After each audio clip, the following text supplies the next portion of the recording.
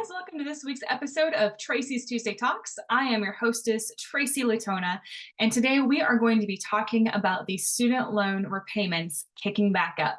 So we had that whole debt ceiling debacle that was resolved a few days ago, and the debt ceiling has been raised for another 2 years. Part of that program, part of that package that was submitted so that way both sides can come to an agreement on everything was the federal student loan repayments kicking back in, which actually coincides right about the same time as they would have kicked in anyway because of the whole Supreme Court Justice Biden forgiveness plan thing. So before we get too deep into this so far, please like, share, and subscribe to this YouTube channel and share this video out there so people can get the word on financial freedom and what they can do about their student loans. So just a quick recap, as part of a COVID relief package in March of 2020, it was enacted that student loans, federal student loans, would be put on pause with no interest until the foreseeable future. The package has been renewed and student loans have been pushed back time and time again, I think maybe 5 times over the last nearly 3 years. And as of August the 29th, that's when they're going to start wanting their money back. So for the last over 3 years, people haven't had to pay student loans. There are college graduates who have never had to pay student loan in the last 3 years. And that has led to lifestyle inflation. People aren't used to having to pay for their student loans anymore. So what does that look like to have all of this coming back into play? What does that look like for you personally? And what are some things that you can do to prepare? Banjo says hi. So just a quick recap. The average student with federal student loans carries an average balance of $37,000 of student loans. People who want the private funding method for their student loans have an average of $55,000 of student loans. And there are 45.3 million borrowers in the United States who carry student loans. 92% of those student loans are federal. It takes an average of 20 years for people to pay off their student loans. And even then, the other half who still have student loans still owe about $20,000. So even after paying on them for 20 years, people still have an average of $20,000. So what does this whole thing mean? Ultimately, it means that the government's starting to get their money back. I'm not surprised at all that the student loan deal was part of that whole debt ceiling thing, because when the government is out of money to spend, they need to find money somewhere else that they can spend it. And with the student loans being on hold for over 3 years, the government has not been getting that massive source of revenue. So the average person is looking at having their student loans restarted on or about August the 29th.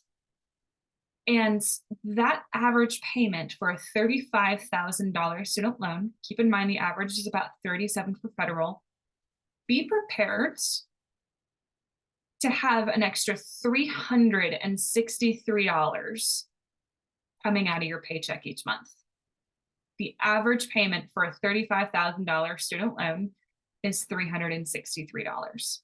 Now that could change based off of your student loan provider, what your interest rate is, whatever deal you might have worked out. But that's a lot of money for a lot of people to just, hey, here you go. Haven't been used to paying this for over 3 years. Now all of a sudden, surprise, here it is. And there's no sign of Biden's student loan package moving in the Supreme Court. So we're supposed to have word back between June and July. That's a completely separate issue. This is something different. So those two things are not aligned right now. So, how do you prepare for this? How do you prepare to start paying on these student loans if you've never paid on them before, or you didn't make any sort of payments at all during the last 3 years or so? So, the first thing that you're going to need to do is go to studentaid.gov. Studentaid.gov. Go in there and create your profile if you don't have one already. That's going to give you a list of all of your student loans, who they're with, how much you owe. And I encourage you to go in there and update your information. Make sure that everything is correct. So if you've moved in the last 3 years or um, something's changed, like make sure that that's updated in the system. So that way you're not going to be mischarged or have any sort of errors. If you had auto withdrawal on there before the student loans were paused, you're going to need to re-sign up for that again. It's not just going to pick back up after 3.5 years. You're going to have to re-sign up for auto withdrawal to make sure that those payments get paid on time and in the timely manner. Then, once you've gone to studentaid.gov and you've updated your profile, go ahead and call your service center. Call the service providers and get some information. Ask them, what is my payment amount to make sure that everything is correct? Ask what day everything's going to be due. So this starts kicking in August. Your payment might not be due until September. And then also ask them what the interest rate's going to be, because that's going to help with this next decision of considering if you want to refinance or consolidate your student loans. So there is a difference. Quick recap: refinancing just means that you are going with a different loan provider to hopefully have a lower interest rate and still have several student loans.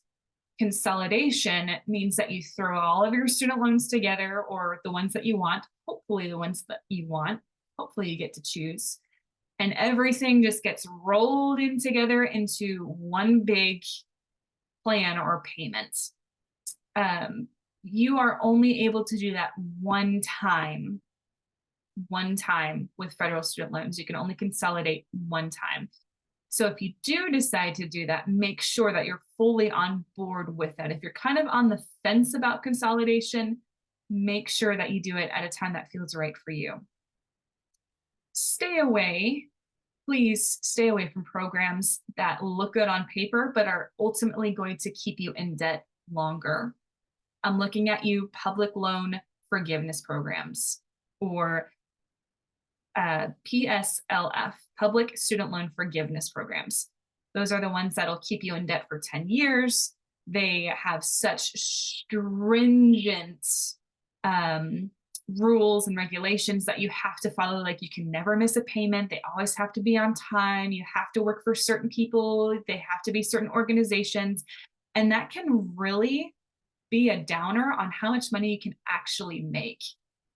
So which would you rather have? Would you rather have super high earning potential or much better earning potential, or be stuck in a potentially lower paying job, because usually it's nonprofits or government work? Those don't tend to pay well, with the hope that maybe you'll be part of the 2% that gets their student loans forgiven. The other is the income repayments programs. Those seem really good on paper, and that might be a short-term option if there's just no way that you can absolutely make any sort of payment on your student loans. But I have seen time and time again with clients and in conversations, people who sign up for the income repayment programs, their minimum payment doesn't even cover the interest. I had a conversation with a lady who is 70, and she had over like $190,000 worth of student loans because she was on an income-driven repayment plan, and her minimum payment was not enough to cover even the interest. So that interest is just being added on and compounding, because then they're going to charge interest on the whole balance that they already added interest to. So those keep you in debt longer, and they make you more broke because you owe more in the long run. So I encourage you to stay away from those unless it's an absolute last resort. Of course, lastly, I'm going to encourage you to start budgeting if you don't budget already. Don't just throw that average $363 in there and be like, oh, that's just another bill.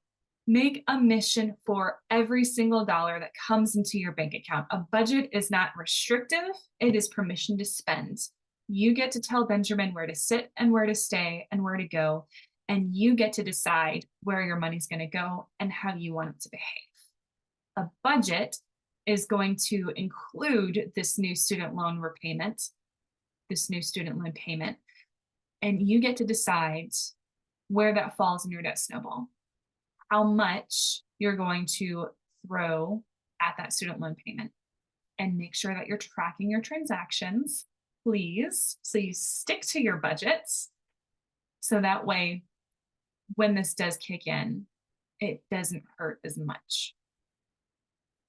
And then lastly, word of warning, as it were, it's the federal government, guys. They're going to get their money one way or another.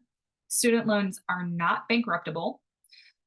And if you don't pay, so if you forget to put them on auto pay, or if you continually miss your student loan payments and you end up in default, they're going to get their money from you one way or another.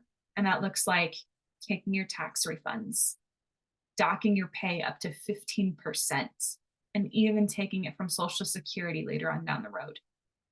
We don't want that, guys. So if you have any questions on this stuff, or if you need any help with anything, if you're like, how do I budget this? Things feel super tight already. How do I even manage adding in student loans back into this? I encourage you to reach out to me. Give me a call, text, or an email. There's a Calendly link at the bottom in the description of this video. Click on that and schedule a conversation. We'll just talk. I won't try to sell you anything. And if you do want some help, we can talk about what that looks like. All right, guys. Thank you so much for listening. I will see you next week. Have a blessed day.